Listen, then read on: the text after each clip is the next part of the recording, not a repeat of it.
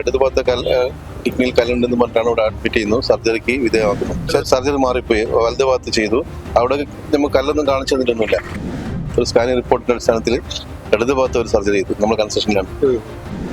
ഇപ്പുറത്തെ പഴുപ്പ് ഇപ്പുറത്തോട് എടുക്കണം എന്ന് പറഞ്ഞാൽ ഇടത് ഭാഗത്ത് വീണ്ടും ചെയ്യുന്നു. നമസ്കാരം.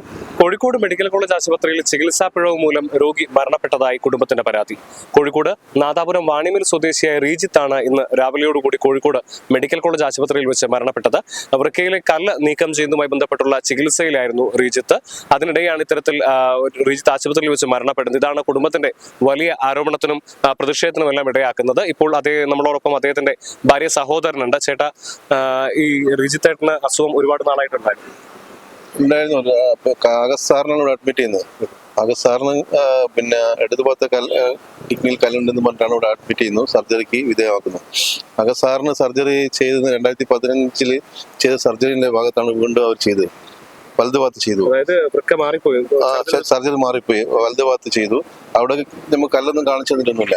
വീണ്ടും അവര് വേദനയും തുടങ്ങിയ ശേഷം ഇവിടെ അഡ്മിറ്റ് ആകുകയും വീണ്ടും വന്ന് 6-7 മാസത്തിന് ശേഷം വീണ്ടും ഇവിടെ വന്നപ്പോൾ ഒരു സ്കാനിങ് റിപ്പോർട്ടിന്റെ അടിസ്ഥാനത്തിൽ ഇടത് ഭാഗത്ത് ഒരു സർജറി ചെയ്തു. നമ്മൾ കൺസെഷനിലാണ്.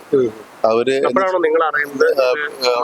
മാറി അല്ല, അതിനുശേഷം നമ്മൾ വീണ്ടും പഴുപ്പ് മാറാണ്ടായപ്പോൾ ഒരുപാട് 5-10 മാസത്തോളായിപ്പോ 10 മാസത്തോളായപ്പോൾ ഒരു 15 ദിവസം മുന്നേ മലബാറിലേക്ക് ഒന്ന് മാറ്റി കാണിക്കാൻ പറ്റും.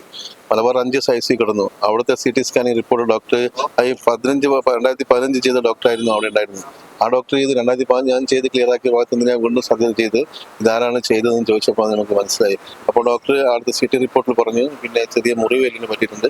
ആ പഴുപ്പാണ് ശരീരം മൊത്തം എല്ലാ ഓർഗനിലേക്കും ബാധിച്ചിട്ടുണ്ട്. ഈ ഇൻഫെക്ഷൻ മാറാതെ നമുക്ക് ഇന്ത്യയിൽ അടുത്തൊരു പ്രൊസീജിയർ ചെയ്യാനാവില്ല. അതുകൊണ്ട് നിങ്ങൾ അവിടെ ഭീമമായ തുകയായിരുന്നു. 1.70 അവിടെ ബില്ല് അടച്ചിട്ടുണ്ട്.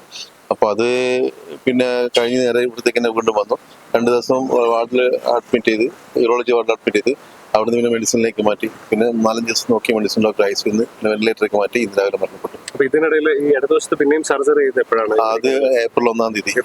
അന്ന് രാവിലെ വന്നപ്പോ സർജറിക്ക് വേണ്ടി വന്നതല്ല, അന്ന് ചെയ്യേണ്ടെന്ന് പറഞ്ഞു. വൈഫും പറഞ്ഞിട്ടുണ്ടായിരുന്നു, അനിയനും പറഞ്ഞിട്ടുണ്ടായിരുന്നു സർജറി ചെയ്യേണ്ടത്. അവരും ഞങ്ങള് സ്റ്റഡിന്റെ ഒക്കെ ലിസ്റ്റ് കൊടുത്തപ്പോ ആദ്യം വാങ്ങിക്കൊടുത്തിരുന്നു 5 ടയർ. പിന്നെ സാധനം ഫസ്റ്റിൽ വാങ്ങിക്കൊടുത്തു ആഗസ്റ്റ് സാറിന്. അതേ സാധനം വീണ്ടും എഴുതിയപ്പോൾ ഇനി നിങ്ങൾ സ്റ്റഡ് ഇടണ്ട, പഴുപ്പിടേണ്ട, ചെയ്ത ഭാഗം ഉണക്കി തന്നാൽ മതി എന്നുള്ള കണ്ടീഷൻ സംസാരിച്ചു. അങ്ങനെ പറഞ്ഞ അടിസ്ഥാനത്തിൽ അത് അങ്ങനെയല്ല, ഇത് ഈ ഭാഗത്ത് ഇടണം, നമുക്ക് പഴുപ്പെടുക്കണം എന്ന് പറഞ്ഞാൽ ഇപ്പുറത്തെ പഴുപ്പ് ഇപ്പുറത്തോട് എടുക്കണം എന്ന് പറഞ്ഞാൽ ഇടത് ഭാഗത്ത് വീണ്ടും ചെയ്യുന്നു. ഇല്ല, നമ്മൾ കൺസെഷനിലാണ് ചെയ്തത്. അത് ചെയ്ത് വീണ്ടും ICUലായി. പിറ്റേന്ന് പിന്നെ ഡയാലിസിസ് ചെയ്യണമെന്നുണ്ട്. ഡയാലിസിന് കൊണ്ട് അതും പകുതിയാകുമ്പോൾ നിർത്തി വീണ്ടും ICUലേക്ക് ആക്കി. വീണ്ടും 2 ദിവസം അഡ്മിറ്റ് ചെയ്യും, വീട്ടിലേക്ക് വിടും. പിന്നെ 2 ഭാഗത്തും പൈപ്പും പഴുപ്പുമായി. എന്നിട്ട് അതുകൊണ്ട് ഇങ്ങനെ നടക്കണേ. 10 മാസത്തോളം വേദന സഹിച്ച് ഇപ്പോൾ ഒരു 2 ദിവസമായിട്ട് ഹോസ്പിറ്റലിൽ തന്നെ. മരണം സംഭവിച്ചതിന് ശേഷം കുടുംബം അപ്പോൾ തന്നെ ആരോപിച്ചിരുന്നില്ല ഇങ്ങനെ ചികിത്സാ പിഴവ്? ഇല്ല, ഞങ്ങളിത് 1-ാം തീയതി തന്നെ വെന്റിലേറ്റർ ആയ സമയത്ത് തന്നെ നമ്മൾ പോലീസിനും സൂപ്രണ്ടിനും പരാതി കൊടുത്തു. അതിന് അവരിന്ന് രാവിലെ നമ്മൾ വീണ്ടും ബന്ധപ്പെട്ടതിന് അടിസ്ഥാനത്തിൽ നമുക്ക് മറുപടി ഇപ്പം ചാനലിലൂടെ നമ്മളോട് വന്ന് പറഞ്ഞില്ല, ചാനലിലൂടെയാണ് നമ്മള് ചാനലാണ് അവർ.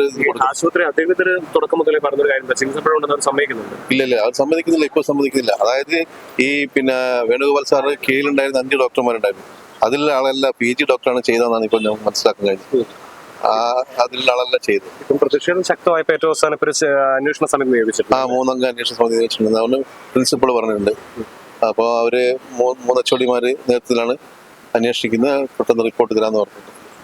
എന്താ ഭാര്യയും കുഞ്ഞുങ്ങളൊക്കെ? ഇല്ല, കുട്ടികളില്ല, ഭാര്യ മാത്രം. നീതി ലഭിക്കുന്ന പ്രതീക്ഷയിലാണ്. മന്ത്രിസഭ സർക്കാരിനോട് ശ്രദ്ധയിൽപ്പിക്കുന്ന പറഞ്ഞു.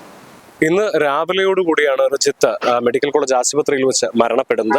അതേസമയം റിജിത്തിന്റെ ചികിത്സയിൽ വലിയ പിഴവുണ്ടായിട്ടുണ്ടെന്നുള്ളത് ആരോപണം കുടുംബം നേരത്തെ തന്നെ ഉന്നയിച്ചിട്ടുണ്ടായിരുന്നു. എന്നാൽ അപ്പോഴൊന്നും ഇത് അംഗീകരിക്കാൻ ഡോക്ടർമാർ തയ്യാറായിരുന്നില്ല. തുടർന്ന് റിജിത്ത് മരിച്ചതിന് ശേഷം മൃതദേഹം തങ്ങൾ ഏറ്റുവാങ്ങില്ല എന്നുള്ളൊരു കർശനമായ നിലപാട് കുടുംബം എടുത്തോടുകൂടി പിന്നീട് മാധ്യമങ്ങളിലും മറ്റും ഇത് വാർത്തയായ സമയത്താണ് ഈ ഒരു വിഷയത്തിൽ ഒരു നടപടി സ്വീകരിക്കുന്നതിന് വേണ്ടി മെഡിക്കൽ കോളേജ് ആശുപത്രി അധികൃതരും തയ്യാറായിട്ടുള്ളത്. ഇപ്പോൾ മെഡിക്കൽ കോളേജ് ആശുപത്രി അധികൃതർ ഒരു 3 അംഗ അന്വേഷണ സമിതിയെ നിയോഗിച്ചിരിക്കുകയാണെന്നുള്ളതാണ് നമുക്ക് മനസ്സിലാക്കാനായിട്ട് സാധിക്കുന്നത്.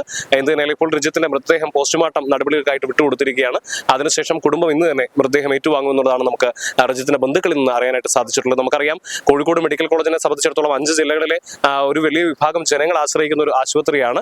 അവിടെയാണ് ഇത്തരത്തിൽ പല അനിഷ്ട സംഭവങ്ങളും ഉണ്ടാകുന്നത്. മുമ്പ് ഹർഷിനയുടെ വയറിൽ കത്രയെ കുടുങ്ങിയതും മറ്റും നമുക്ക് അറിയാവുന്ന വാർത്തയാണ്. അതിനുശേഷം ഇപ്പോൾ വീണ്ടും ഒരു വലിയ ആരോപണം കൂടി കോഴിക്കോട് മെഡിക്കൽ കോളേജ് ആശുപത്രിയെ പിടിച്ചുലയ്ക്കുകയാണ് എന്നുള്ളതാണ്. കോഴിക്കോട് നിന്ന് നിഖിൽ കക്കാടത്ത്, മറുനാടൻ മലയാളി.